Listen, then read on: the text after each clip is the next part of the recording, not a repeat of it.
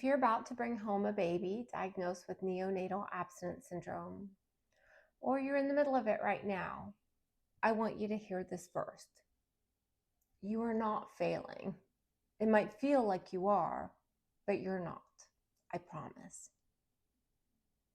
If your baby cries for hours, if sleep feels impossible, if nothing seems to work the way that people said it would, that doesn't mean that you're doing something wrong. There are some things I wish someone had told me during that first year. Things that I think would have saved me a lot of guilt, fear, and more than a few tears. And that's what I want to share with you. Some real strategies and mindset shifts that can help you survive that first year and maybe even find a little more joy in it. These strategies and mindset shifts are specifically for babies diagnosed with NAS, but I think many of them would help any baby who struggles with regulation, whether they have special needs or not. Hi, my name is Emma, and I'm the mom of a child born with neonatal abstinence syndrome, sometimes called NAS. And I knew before my son was born that an NAS diagnosis was likely, maybe even probable. So I did a ton of research and I felt prepared. But even with all that research and preparation, there were moments where I just felt completely desperate for anything to work. So here are 5 things that I wish someone had told me before my son was born and early on in that first year. First, the crying isn't personal. You might think, of course it's not personal, but when you're in it, it kind of feels personal. When you've been trying everything and nothing really works, it's really easy to think and to frame that as, what am I doing wrong? How am I failing? But it isn't you. Babies with NAS can cry for hours and just be incredibly difficult to soothe. I knew that on paper going in. As I said, I did the research. I also knew that most NICUs, including the one that my son was in, won't discharge a baby unless it can be soothed within a certain time frame. In my son's NICU, it was 20 minutes. But then we got home. And there were just days when my son cried and screamed for so much longer than 20 minutes, way longer. And I just remember thinking, if this was the rule in the hospital, what does it say about me as his mom that I can't make it stop? That I can't soothe him the way that I should be able to? I felt so guilty because I knew this crying was coming from real discomfort, maybe even some pain, and I couldn't fix it. And I really wanted to fix it. While I understood on paper that his nervous system was completely overloaded, I didn't really understand what that meant. He wasn't really crying at me. His body was just struggling to settle. And ultimately, that wasn't a reflection of me as a parent. And it's not a reflection of you either. What eventually helped all had one thing in common: movement and sensory support. Things that helped him feel safer. He loved being worn. I wore him constantly.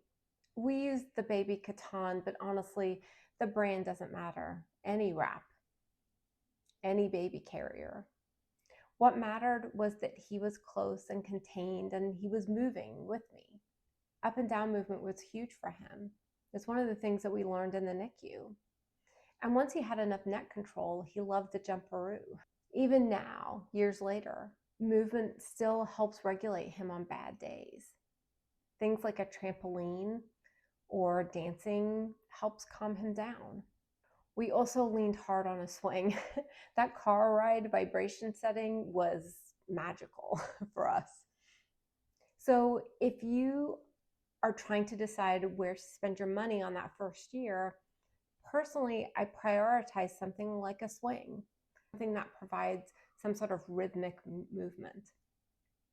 We use the Mamaroo because I saw it recommended a lot of places, but not every baby with NAS likes the same type of movement. The type of movement matters much more than the product. So borrow a swing. before you buy one if you can. And honestly, some of the best things didn't cost anything. Baths helped a lot. I don't know what it was about a bath. Maybe the water, the warmth, the change in environment. I think it just gave his nervous system something else to focus on. Dimming the lights, less noise in general, and lots of skin to skin. None of it was a miracle cure, but it helped. And sometimes nothing helped. And that didn't mean that I was doing anything wrong. Second, regulation just takes longer. Sleep is harder. If your baby sleeps in short stretches, an hour, maybe two, and you're wondering, why won't they sleep longer? You're not imagining it, and you're not alone. That's really common with NAS. Feeding can be hard too, whether it's reflux, GI issues, or just that coordination piece that babies need to develop.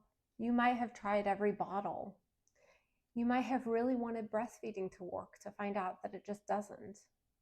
It's really difficult and sometimes even heartbreaking. Honestly, we tried so many things.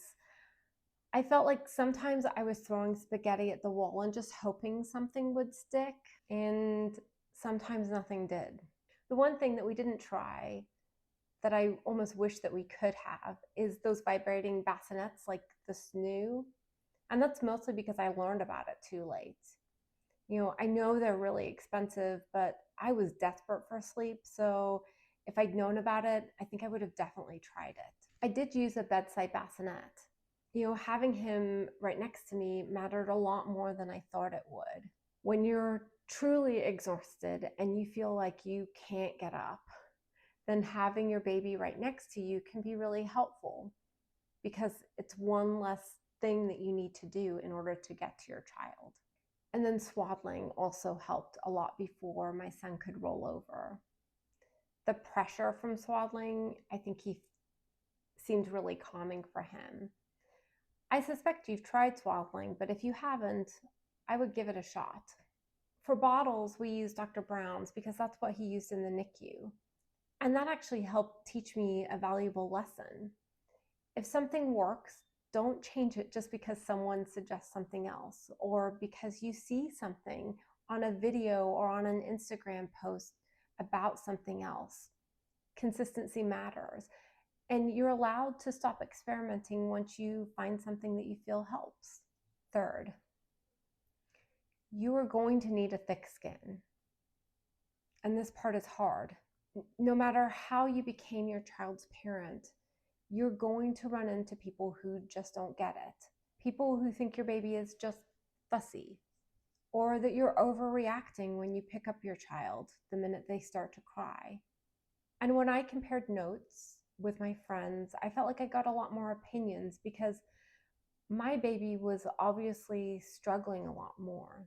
And I'll tell you, the comments don't stop as they get older.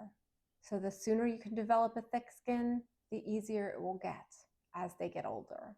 Even if you never tell anyone your child's diagnosis, trust me, the opinions will manage to find you.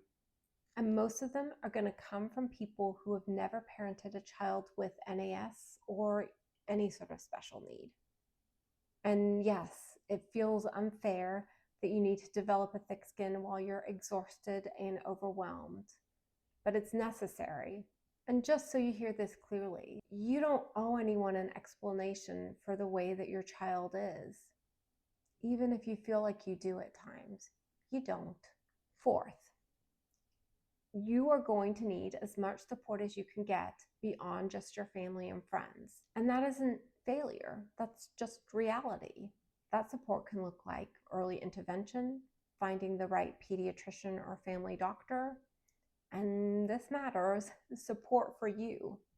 If you're in the United States, every county in the US has an early intervention program. You can refer yourself. You don't need to wait for permission or for a referral from a doctor.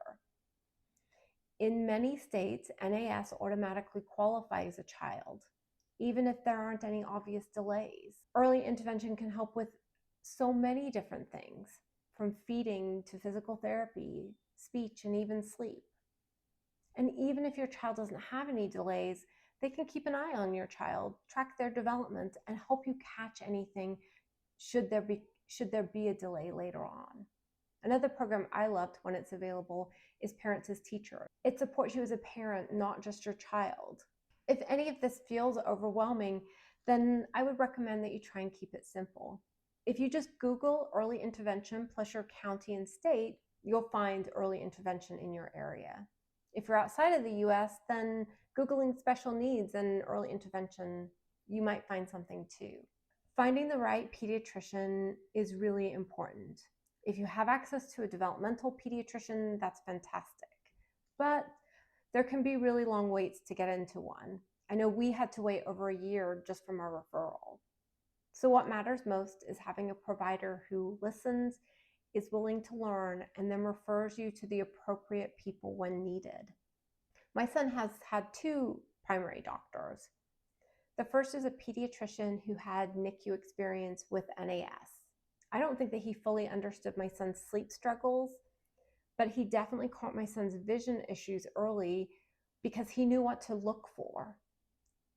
And that referral was really important to us because those specific vision issues can sometimes impede other areas of development. So we got it treated right away before it could. Our current doctor didn't have any NAS experience, but she researches, she listens, and she takes us seriously. And to me, that matters just as much, maybe even more. And finally, there's therapy. If you're carrying guilt, and a lot of us do, I think therapy can help if you're open to it.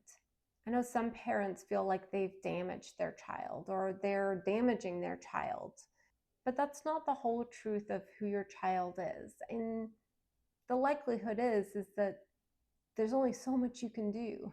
I like the phrase, put your own safety mask on first.